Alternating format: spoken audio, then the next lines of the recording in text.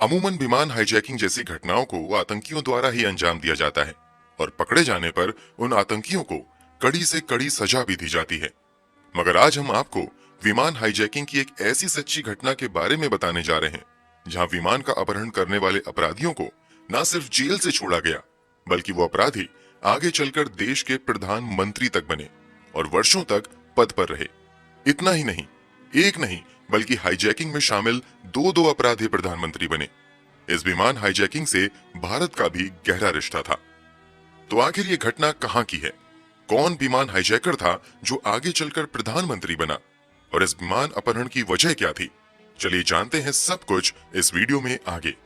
तो चलिए अब कहानी शुरू करते हैं। तारीख थी 10 जून 1973। तय शेड्यूल के मुताबिक रॉयल नेपाल एयरलाइंस का एक 19 सीटर पैसेंजर एयरक्राफ्ट 19 यात्रियों को लेकर नेपाल के विराटनगर एयरपोर्ट से काठमांडू के त्रिभुवन इंटरनेशनल एयरपोर्ट तक ले जाने के लिए तैयार था। इस फ्लाइट में 19 पैसेंजर्स के अलावा 3 क्रू मेंबर्स थे। 19 पैसेंजर्स में से एक पैसेंजर बेहद खास था। वो थी उस समय बॉलीवुड में अपनी अलग पहचान रखने वाली एक्ट्रेस माला सिन्हा। सारी फॉर्मेलिटी पूरी हो जाने के बाद फाइनली 8:30 पर फ्लाइट अपनी मंजिल की ओर निकल पड़ती है। फ्लाइट के टेक ऑफ के बाद कुछ मिनट बीत जाते हैं तो फ्लाइट के अंदर मौजूद यात्री भी निश्चिंत हो जाते हैं और अपनी मंजिल आने का इंतजार करने लगते हैं। मगर उन्हें कहां पता था कि उनका ये इंतजार उम्मीद से कहीं ज्यादा लंबा होने वाला है और अगले ही कुछ मिनट में जहाज में एक बड़ी अनहोनी होने वाली है। दरअसल जब जहाज को टेक ऑफ किए हुए महज 5 मिनट ही होते हैं कि अचानक से 3 यात्री अपनी अपनी सीट से उठते हैं और सीधे कॉकपिट में जाकर पायलट के सर पर पिस्तौल तान देते हैं। इसके अलावा एक अन्य व्यक्ति हाथ में जिंदा हैंड ग्रेनेड लेकर जहाज के अंदर खड़ा हो जाता है। वो व्यक्ति चिल्लाते हुए कहता है कि अगर किसी ने जरा सी भी चालाकी की तो सब के सब मारे जाओगे, इसलिए बेहतर है कि सब खामोश बैठे रहो। स्थिति की गंभीरता को देखते हुए सभी यात्री खामोश रहते हैं। यात्रियों पर पूरी तरीके से नियंत्रण स्थापित करने के बाद अब ये हाईजैकर पायलट को डरा धमकाकर अपने हिसाब से जहाज उड़ाने का दबाव बनाने लगते हैं। हालात को देखते हुए पायलट भी इन हाईजैकर्स की बात मानने को तैयार हो जाते हैं, क्योंकि इन हाईजैकर्स के पास बंदूक के साथ साथ बम भी था। अगले ही पल एक हाईजैकर अपनी पॉकेट से कागज का एक टुकड़ा निकालता है और जहाज को उस कागज के टुकड़े पर बने नक्शे के हिसाब से उड़ाने के लिए कहता है। नक्शे से समझ आ रहा था कि जहाज का रुख मोड़कर अब विराटनगर से काठमांडू की बजाय विराटनगर से बिहार की तरफ करना था। आपने सही सुना, बिहार के फारबिसगंज की तरफ। ज्यादातर लोग समझ नहीं पा रहे थे कि आखिर इस हाईजैकिंग का मकसद क्या है और फ्लाइट को बिहार ले जाने का क्या मतलब है। फिर भी हाईजैकर के कहने पर अब जहाज को कागज पर बने मैप के हिसाब से उड़ाते हुए बिहार की तरफ मोड़ दिया जाता है और कुछ ही समय बाद जहाज बिहार के फारबिसगंज के आसमान में उड़ने लगता है। इतना सब कुछ हो रहा था मगर हाईजैकर ने अब तक अपनी कोई डिमांड भी नहीं बताई थी और ना ही किसी यात्री को कोई नुकसान पहुंचाया था। इसलिए लोग समझ नहीं पा रहे थे कि इस जहाज को हाईजैक करने का मकसद क्या है। अब तक जहाज के अंदर मौजूद लोगों के सामने जहाज हाईजैक करने के मकसद स्पष्ट भी नहीं हो पाया था कि अब उनके सामने एक नई समस्या आ गई थी और समस्या की वजह थी हाईजैकर की नई डिमांड। अब हाईजैकर्स पायलट पर जहाज को फारबिसगंज के एक घास से भरे मैदान में उतारने के लिए कहते हैं। ये खतरे से खाली नहीं था। पायलट उन लोगों को समझाने की कोशिश करते हैं कि अगर हम इस तरीके से जहाज को एक मैदान में उतारने की कोशिश करेंगे तो जहाज दुर्घटनाग्रस्त हो सकता है। मगर समझाने के बावजूद हाईजैकर्स नहीं मानते हैं और जहाज को उसी खाली मैदान में उतारने की जिद करने लगते हैं। जब कोई रास्ता नजर नहीं आता है तो आखिरकार पायलट जहाज को उसी घास वाले मैदान में उतारने के लिए राजी हो जाते हैं। अब जहाज मैदान में उतर चुका था, लेकिन अब भी पायलट और दूसरे लोग नहीं समझ पा रहे थे कि जहाज को यहां उतारने का मकसद क्या है और हाईजैकर्स का अगला मूव क्या होने वाला है। खैर, जब जहाज लैंड हो जाता है तो कुछ लोग भागते हुए जहाज के पास आते हैं और जहाज के पिछले हिस्से में मौजूद 3 बक्सों को जल्द से जल्द वहां से उतारकर पहले से मैदान में खड़ी एक जीप पर डालते हैं और वहां से सभी रफू चक्कर हो जाते हैं। वो तीनों हाईजैकर्स भी जहाज से उतर जाते हैं। मतलब यहां जहाज को हाईजैक करने का मकसद पूरा हो चुका था। सभी यात्री और क्रू मेंबर्स सुरक्षित थे। तो आखिर जब इन अपहरणकर्ताओं ने ना तो किसी पायलट को ना ही किसी यात्री को नुकसान पहुंचाया, और ना ही अपनी कोई बात मनवाई। तो आखिर इस हाईजैक का मतलब क्या था? दरअसल मतलब जहाज से उतारे गए उस 3 बक्सों से था। जहाज से जो 3 बक्से उतारे गए थे उसमें 30 लाख भारतीय रुपए थे। 30 लाख रुपया आज भी कोई छोटी रकम नहीं है, तब तो उसकी वैल्यू और भी ज्यादा थी। तो आखिर ये 30 लाख रुपए किसके थे और जहाज में क्या कर रहे थे? ये 30 लाख भारतीय रुपए नेपाल सरकार के थे, जो भारत से नेपाल लाए जा रहे थे। पहले ये पैसा बिहार के अररिया से सड़क के माध्यम से विराटनगर पहुंचाया गया और विराटनगर से इस पैसे को इसी जहाज के जरिए 3 बक्सों में रखकर काठमांडू पहुंचाना था और वहां से ये पैसा नेपाल के राष्ट्रीय बैंक में चला जाता। मगर ऐसा कुछ हो नहीं सका क्योंकि रास्ते से ही ये पैसे उड़ा लिए गए। ये नेपाल के इतिहास की पहली हाईजैकिंग और पहली इतनी बड़ी चोरी थी। पूरे नेपाल में हंगामा मच चुका था और चूंकि इतने बड़े कांड को भारत में अंजाम दिया गया था, इसलिए भारतीय सरकार भी एड़ी चोटी का जोर लगाकर जल्द से जल्द इस अपहरण कांड में शामिल अपराधियों को पकड़ना चाहती थी। इस पूरे मामले की जांच नेपाल के साथ साथ भारत में भी शुरू होती है। कुछ ही इन्वेस्टिगेशन के बाद जहाज के अंदर मौजूद हाईजैकर्स की पहचान बसंत भट्टाराय, दुर्गा सुवेदी और नागेंद्र प्रसाद धुंगेल के तौर पर की जाती है। शुरुआती जांच में ही खुलासा होता है कि इस लूट कांड को नेपाल कांग्रेस से जुड़े लोगों ने अंजाम दिया है। समय के साथ जांच आगे बढ़ती है तो इस लूट कांड में शामिल अपराधियों की लिस्ट भी लंबी होती चली जाती है। इस पूरी लूटकांड का मास्टरमाइंड गिरिजा प्रसाद कोइराला को बताया जाता है। नेपाल पुलिस के हाथ तो खाली रहते हैं, मगर भारतीय पुलिस ताबड़तोड़ छापेमारी करते हुए ही कुछ ही महीनों के अंदर कई अहम आरोपियों को गिरफ्तार कर लेती है और फिर उनसे पूछताछ का सिलसिला शुरू होता है। पूछताछ में कुछ हैरान कर देने वाले खुलासे होते हैं। दरअसल ये वो समय था जब नेपाल में लोकतंत्र खत्म हो चुका था और सारा सिस्टम नेपाल के राजा अपने हाथ में ले चुके थे। सभी तरह के राजनीतिक पार्टियों को बंद कर दिया गया था और पंचायत स्तर से शासन चल रही थी। ये बात लोकतंत्र के हिमायतियों को पसंद नहीं आई और उन्होंने नेपाली राजा के खिलाफ हथियार उठाने का फैसला किया और संघर्ष के रास्ते पर उतर आए। इस मूवमेंट को बड़े स्तर पर लीड कर रहे थे गिरिजा प्रसाद कोइराला और नेपाली कांग्रेस के नेतृत्व में ये पूरा मूवमेंट चल रहा था। लंबे समय तक ये मूवमेंट लोगों द्वारा दिए गए चंदे के पैसों से चल रहा था, मगर एक समय ऐसा आया जब विद्रोहियों के पास पैसों की भारी कमी हो गई और ऐसा लगने लगा कि इन लोगों का लोकतंत्र के समर्थन में चलाया जा रहा विरोध पैसों की कमी की वजह से बंद हो जाएगा। ऐसे में गिरिजा प्रसाद कोइराला ने पैसे जुटाने के तरीकों पर काम करना शुरू कर दिया और एक के बाद एक लोगों से मिलने लगे। जब गिरिजा प्रसाद कोइराला पैसे जुटाने की कोशिश में लगे हुए थे, इसी दौरान उनकी मुलाकात दुर्गा सुवेदी नाम के एक व्यक्ति से हुई। दुर्गा सुवेदी भी लोकतंत्र के हिमायती थे और खुलकर नेपाल के महेंद्र परिवार का विरोध करते थे। इसी कारण इन्हें जेल में भी डाल दिया गया था। जेल में रहते हुए दुर्गा कुछ वर्षों पहले जापान में पैसों के लिए अपहरण किए गए जहाज अपहरण कांड के बारे में पढ़ते हैं। उन्हें ये आइडिया पसंद आता है और वो यही आइडिया गिरिजा प्रसाद कोइराला को भी देते हैं कि अगर हमने सरकार का पैसा लूट लिया तो फिर हमारी समस्या कम हो सकती है।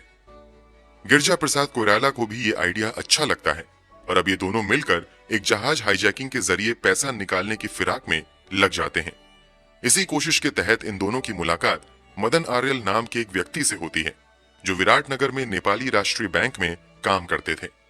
मदन भी लोकतंत्र के समर्थक थे। ऐसे में गिरिजा प्रसाद कोइराला मदन को अपने प्लान के बारे में समझाते हैं और मदन से बैंकों में होने वाले पैसों के मूवमेंट से जुड़ी जानकारी लेने लगते हैं। क्योंकि मदन बैंक में ऊंचे पद पर कार्य करता था, इसलिए उसे हर छोटे बड़े बात की इंफॉर्मेशन होती थी। एक दिन मदन को पता चलता है कि नेपाली सरकार भारत से 30 लाख रुपए जहाज के जरिए मंगवा रही है। मदन इस बात की जानकारी गिरिजा प्रसाद कोइराला को देता है और फिर तय किया जाता है कि अब सभी क्रांतिकारी मिलकर यही पैसा लूटेंगे और इन पैसों का इस्तेमाल नेपाल में लोकतंत्र के समर्थन में चल रहे आंदोलनों को गति देने के लिए तथा आंदोलन के लिए हथियार खरीदने के लिए किया जाएगा। सब कुछ तय होने के बाद इस मिशन में बसंत भट्टाराय और नागेंद्र प्रसाद धुंगेल को भी शामिल किया जाता है और यही दोनों दुर्गा सुवेदी के साथ मिलकर जहाज को हाईजैक करते हैं। इस प्लेन हाईजैकिंग प्लान में कुछ भारतीय लोगों को भी शामिल किया गया था। प्लान में शामिल प्रमुख भारतीयों में गणेश शर्मा नाम का भी एक व्यक्ति था। जब ये लोग जहाज को फारबिसगंज के मैदान में लैंडिंग करवा लेते हैं तो सबसे पहले गणेश शर्मा ही एक जीप लेकर जहाज के पास आता है और फिर जहाज में से पैसों से भरे तीनों बक्सों को उतारकर जीप में डाल दिया जाता है और फिर सभी हाईजैकर्स तथा उनके साथी जीप से वहां से निकल जाते हैं। खुलासे के मुताबिक अब ये सभी पैसे को लेकर सबसे पहले दार्जिलिंग जाते हैं और 3 अलग अलग गाड़ियों को बदलते हुए ये दार्जिलिंग से बनारस पहुंचते हैं और बनारस के बाद ये सभी पैसे लेकर मुंबई जाते हैं। फाइनली मुंबई में पैसे को ठिकाना लगा दिया जाता है। पैसे को एक जगह से दूसरी जगह ले जाने में गिरजा प्रसाद कोइराला के अलावा चक्र प्रसाद बस्तोला ने भी अहम किरदार निभाया था। इस दौरान हाईजैकर्स लगातार दिल्ली भी आ जा रहे थे क्योंकि उन दिनों नेपाली कांग्रेस के प्रेसिडेंट रहे बीपी कोइराला दिल्ली में ही रह रहे थे और ये भी इस मिशन में जुड़े हुए थे। दिल्ली में उन दिनों बीपी कोइराला की पहुंच पैरवी काफी ऊपर तक थी, इसलिए हाईजैकर्स को छिपने के लिए भी एक सेफ जगह मिल गई थी। बीपी कोइराला के बारे में आपको बता दें कि ये 1959 से 1960 तक नेपाल के प्राइम मिनिस्टर भी रह चुके थे। यही बीपी कोइराला बॉलीवुड की मशहूर अभिनेत्री मनीषा कोइराला के ग्रैंडफादर भी हैं। इसके अलावा बीपी कोइराला के बड़े भाई गिरजा प्रसाद कोइराला और छोटे भाई मातृका प्रसाद कोइराला भी नेपाल के प्रधानमंत्री रह चुके हैं। पुलिस पूछताछ में हाईजैकर्स द्वारा किए गए खुलासे में जितने भी नाम आए, पुलिस ने उन सभी को 1 साल के अंदर गिरफ्तार कर लिया। सिर्फ नागेंद्र धुंगेल नाम के व्यक्ति को पुलिस नहीं पकड़ पाई। सभी को गिरफ्तार करने के बावजूद पैसा रिकवर नहीं किया जा सका क्योंकि हाईजैकर ने उन पैसों को पहले ही ठिकाने लगा दिया था। गिरजा प्रसाद कोइराला समेत लगभग दर्जन भर व्यक्तियों को विमान अपहरण के आरोप में गिरफ्तार करते हुए भारत के अलग अलग जेलों में बंद कर दिया जाता है। इस लूटकांड के मास्टरमाइंड गिरजा बाबू को 3 साल की सजा होती है। हालांकि 1975 में जब भारत में आपातकाल का दौर खत्म हो जाता है तो जेल में कैद इन सभी आरोपियों को भी धीरे धीरे रिहा कर दिया जाता है और ये सब भी अपने अपने तरीके से नेपाल में चल रहे मिशन को गति देने में लग जाते हैं।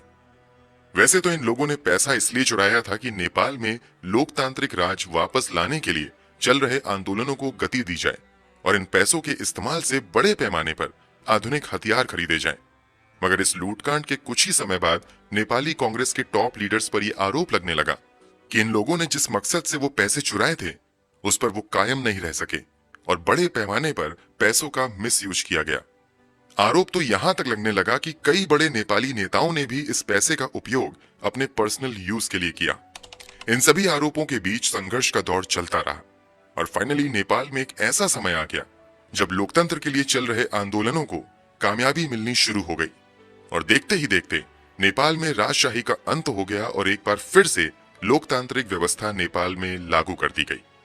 लोकतांत्रिक व्यवस्था लागू होने के बाद जो गिरजा प्रसाद कोइराला कभी विमान अपहरण के आरोप में गिरफ्तार कर जेल भेजे गए थे वही नेपाल के प्रधानमंत्री बन गए।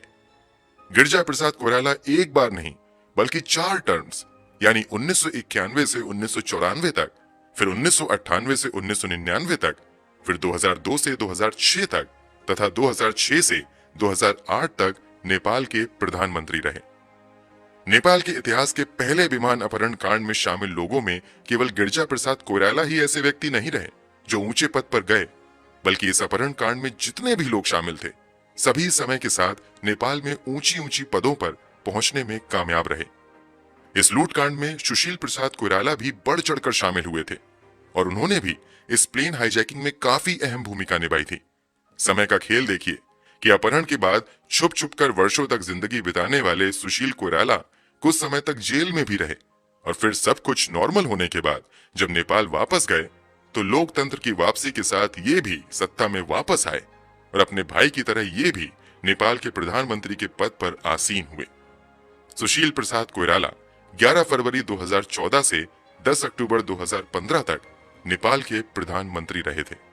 जिस तरह इस प्लेन हाईजैकिंग में शामिल सभी आरोपी एक समय के बाद नॉर्मल लाइफ में वापस आ गए और ऊंची ऊंची राजनीतिक पदों तक पहुंचने में कामयाब हुए, उसी तरह जिस DHC-6 ट्विन ऑटर जहाज को हाईजैक करके पैसा चुराया गया था वो जहाज भी तुरंत ही सर्विस में वापस आ गया और लंबे समय तक रॉयल नेपाल एयरलाइंस का हिस्सा बना रहा।